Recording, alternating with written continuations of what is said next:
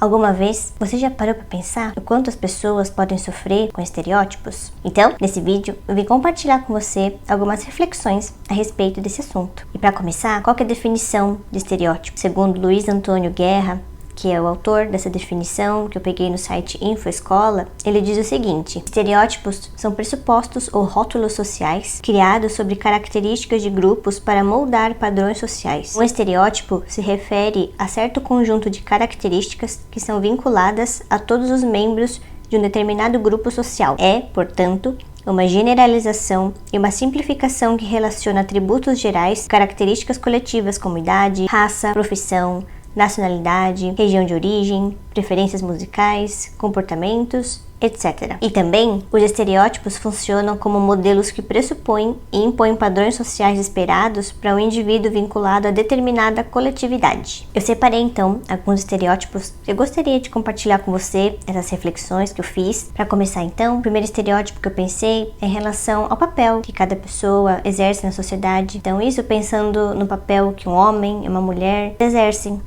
A gente sabe que hoje em dia já é muito mais comum e muitas vezes os papéis estarem invertidos, né? Invertidos entre aspas em relação ao que é padrão, né? Ao que era padrão há um tempo atrás, melhor dizendo. Ou seja, hoje em dia é muito mais comum de ver, por exemplo, uma mulher que sai para trabalhar, que é a provedora financeira da casa, né? Enquanto isso, o marido fica cuidando da casa, dos filhos e de todo o restante. Ou então, um outro cenário semelhante em que a mulher bem-sucedida, né? E esse bem-sucedida nos padrões que a sociedade impõe, é aquela mulher que assume um cargo hierárquico, cargo importante na empresa onde ela trabalha, é bem remunerada financeiramente e ela que banca a casa inteira. E o quanto essa mulher faz de dinheiro em quantidade, ela é muito maior do que o homem, por exemplo. A respeito disso, você já parou para pensar que se o homem ele fica muito ligado a essa questão do estereótipo de que o homem ele tem que ser aquele que tem que, né, tá financeiramente fazendo mais dinheiro do que a mulher, ser aquele que é bem-sucedido,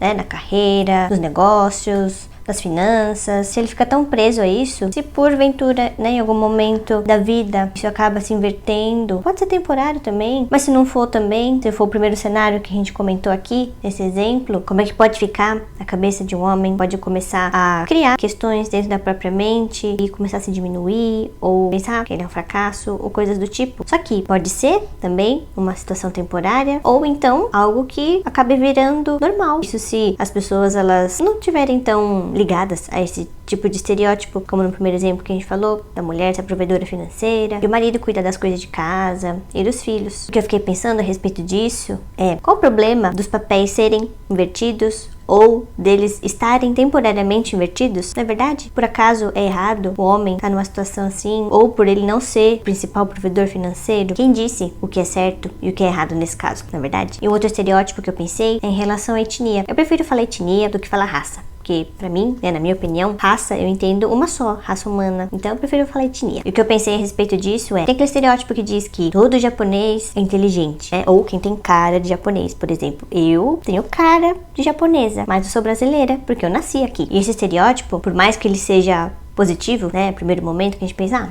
mas tá falando que você é inteligente, ou todas as pessoas que têm essas características, né, físicas assim, tendem a ser inteligentes, e isso a gente escuta, eu pelo menos cresci escutando isso. Só que você pensa, tá bom, se todo japonês é tão inteligente assim, ué, mas se eu ficar de recuperação na escola, será que eu sou mais burro que os outros? Eu, por exemplo, Paula, eu fiquei de recuperação na escola, eu lembro de ter ficado de recuperação de física, matemática, lá pela 8ª série, 7ª, 8ª série, se não me engano. Na faculdade também, eu peguei DP, peguei mais de uma DP, dependência, né? Aquela que você tem que fazer, refazer o semestre todinho. E eu lembro que na época da escola, tanto na escola quanto na faculdade, eu cheguei a pensar isso, será que eu sou menos inteligente que as outras pessoas? Porque eu peguei B, peguei de recuperação. Então, até que ponto esses estereótipos, eles podem ser saudáveis, não é verdade? E o outro estereótipo é em relação à característica e comportamento de gênero. Aqui, eu gostaria de compartilhar as reflexões que eu fiz a respeito do gênero que eu faço parte e com o qual eu me identifico, que é o feminino. O que a gente escuta desde a infância, desde quando é criança, que a mulher ela tem que ser feminina, que ela tem que ser delicada e várias outras características que foram colocadas como estereótipo, né, da mulher que se enquadra naquele padrão social da mulher ideal, digamos assim. Só que se você é um pouco diferente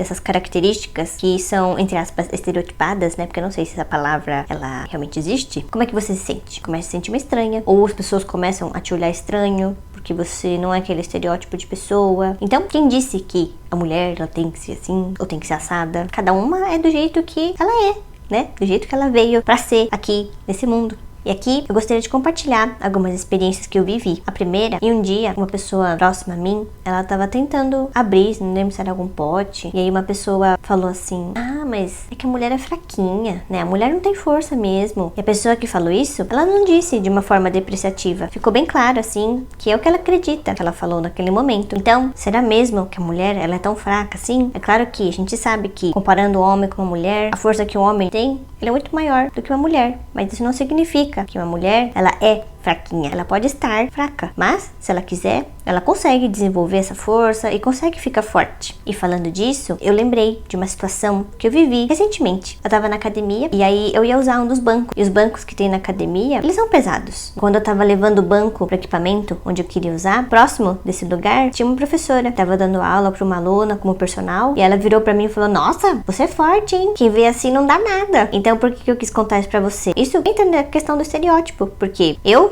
já te falei que não sou uma pessoa alta, né? Eu sou uma pessoa com baixa estatura, bem abaixo da média, né, das mulheres. E o que as pessoas sempre me disseram e que eu levei um tempo pra entender o que elas estavam querendo dizer com isso, né? Por mais que pareça óbvio, mas pra mim não foi. Algo que eu já comentei nos nossos vídeos aqui no canal, que as pessoas sempre me diziam assim: nossa, Paula, você é tão meiga. E aí eu pensava: eu sou meiga?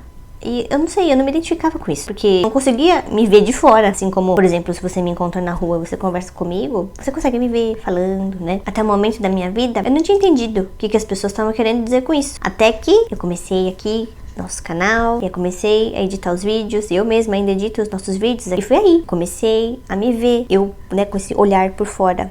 Eu vendo a Paula. E por que eu te contei tudo isso? Pra falar dessa questão do estereótipo, que a professora na academia, ela me viu lá, uma pessoa baixinha. Pra mim ficou bem claro, né, quando ela me disse aquilo. Então isso faz parte, né, desses estereótipos que envolvem o estereótipo da mulher. E uma outra questão que eu gostaria de compartilhar com você, que se relaciona com essa questão que a gente acabou de falar, da força física da mulher. Eu já compartilhei com você aqui no nosso canal em vários vídeos, que eu sou praticante e amante da musculação há muito tempo. Então eu comecei muito cedo, comecei com 20 anos. E desde aquela época eu escutava, né, eu já escutei minha mãe falando assim: nossa, mas vai ficar igual homem não, né? Vai ficar pegando peso. Ou se eu falava: ai, tô pegando tantos quilos em tal exercício, eu escutava não só da minha mãe, mas de outras pessoas também falando: nossa, tá pegando muito peso não? Vai ficar muito forte, hein? Não vai ficar igual homem não? Então, essa é uma outra forma padrão, né, de se pensar que se a mulher, ela pegar muito peso, ela vai ficar parecida com o homem. Só que isso não acontece, né? Se você fizer exercícios pegando cargas pesadas, treinando com intensidade, você não vai virar um homem. O que faz com que uma mulher, ela possa ficar mais parecida com o homem é se ela começar a tomar hormônios, anabolizante. E um período da minha vida, essa questão desse estereótipo da mulher ser fraca, isso ficou tão forte assim em mim. Isso não só ser fraca, mas a questão de eu ser mulher, eu ser baixinha. No momento da minha vida, eu quis provar pra mim mesma, né, que eu poderia fazer qualquer coisa apesar da minha altura, apesar de ser mulher. Isso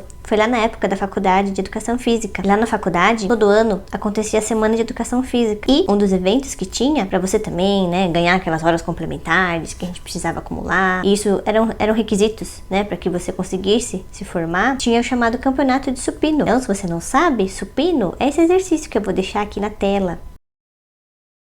E o supino, ele é muito praticado por homens, e as mulheres dificilmente fazem ou fazem na mesma intensidade que os homens, até porque esteticamente e falando de uma forma geral, né, que a maioria das mulheres, elas têm o objetivo de aumentar, dar um volume maior nos membros inferiores do que dos membros superiores. Então, supino é um exercício que trabalha com maior ênfase esse músculo aqui, o peitoral. E aí, aconteceu que quando eu tava lá na faculdade, fui lá eu participar desse campeonato de supino e não tinham muitas mulheres, né, participando, e eles dividiram também por peso. Então eu, como já te falei, baixinha, eu tava lá na primeira categoria, se não me engano, não lembro que categoria que era, mas era a categoria dos mais leves. E aí aconteceu que competiu eu e uma moça, e eu ganhei. Então, com tudo isso que a gente falou aqui nesse vídeo, gostaria de deixar uma mensagem para que você não se coloque e não se permita ser colocada dentro de uma caixinha, só porque assim se tornou uma convenção. Afinal, Quem disse que é certo ser ou estar de tal forma, tal jeito, ou que você ter determinadas características, isso te limita de alguma forma? Então eu quis te contar essa questão do campeonato supino, porque por mais que naquela época eu tive essa vontade gigante de provar pra mim mesma e provar para as outras pessoas também, eu sei que tinha essa questão também, porque eu vi várias pessoas zombando porque eu tinha determinada altura.